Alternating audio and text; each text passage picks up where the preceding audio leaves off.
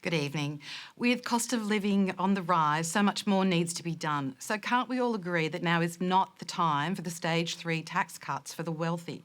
But instead, we could actually use that funding to provide more support to the people who are really struggling. Monique.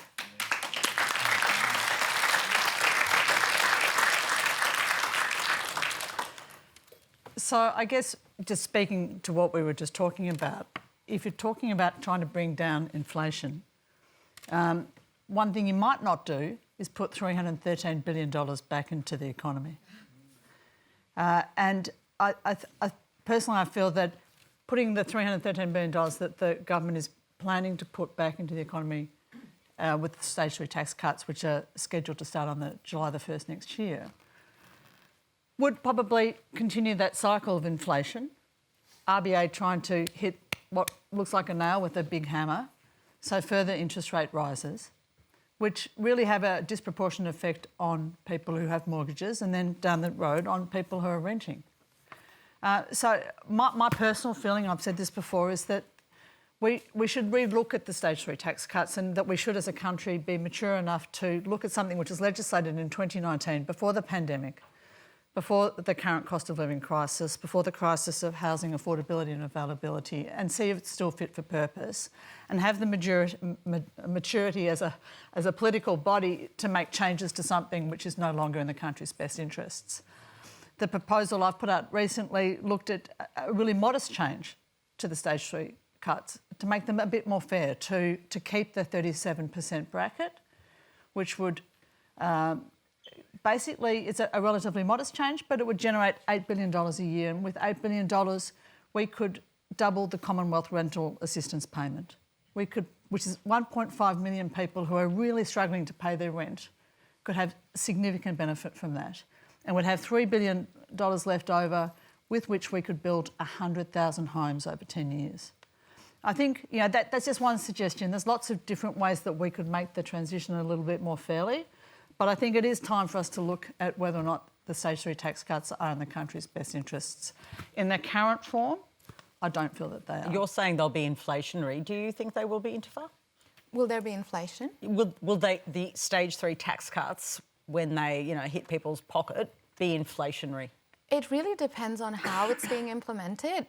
To be honest, I don't know. It really depends on... there are many sort of alternative methods going around as well.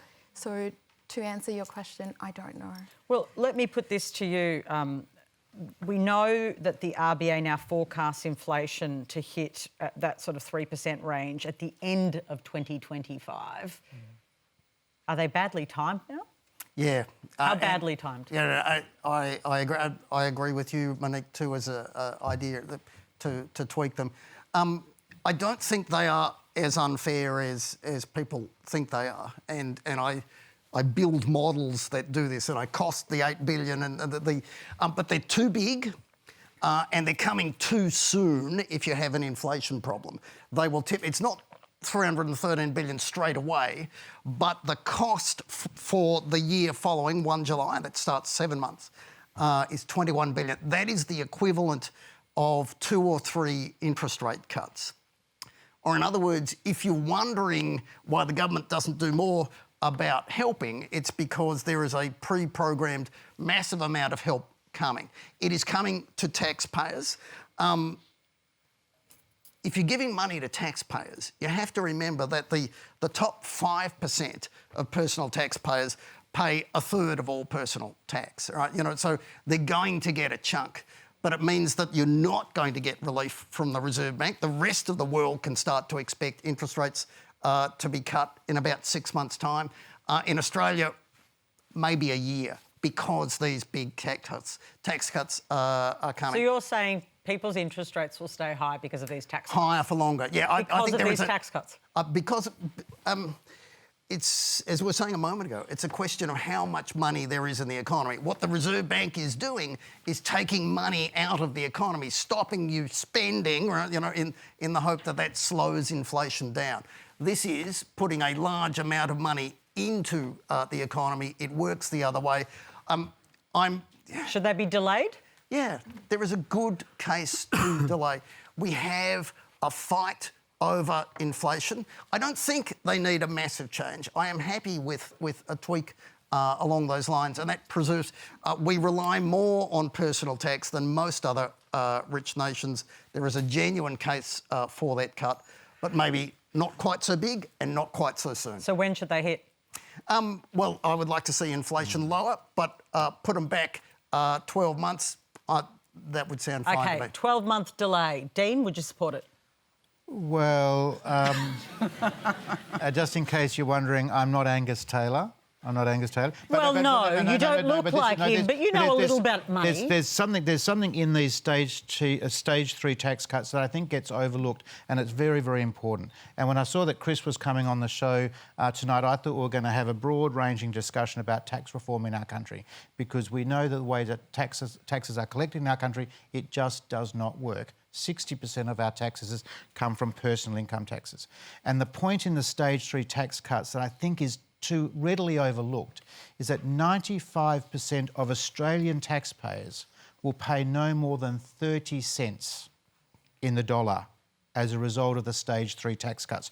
So when we think about the tax reform challenge in our country, people say, oh, it's all too difficult, there'll never be bipartisanship, we can't move forward. Well, actually, this is a small and I think necessary step that takes us on the pathway to that bigger... I get your broader point about tax reform. I don't think back no on delay and inflation. To Monique's point, to be fair, no one can deny that this is no longer 2019. That's a fair point. But the coalition is currently committed. We acknowledge that 2023 is not 2019. That's right, yes. So, we're in furious agreement. We can all agree on that. Bipartisan. I love agreement. But you know, the current position of the coalition is to support the stage 3 tax cuts, and I agree with Chris that the priority in this country is to bring inflation down, because no one is untouched by the menace that inflation causes to their savings, to income inequality. Sure, but if we're to take you seriously when you say to the government, where's your plan to fight inflation, then surely you have to look at these tax cuts and say, probably not a great way to fight inflation. Well, PK, that's just not a call I can make, right? And it's not a call I'm going to make. But I hear the point. I hear the point. And you know, Chris is someone who I read avidly in the AFR and other places, and listen to his contribution. Okay.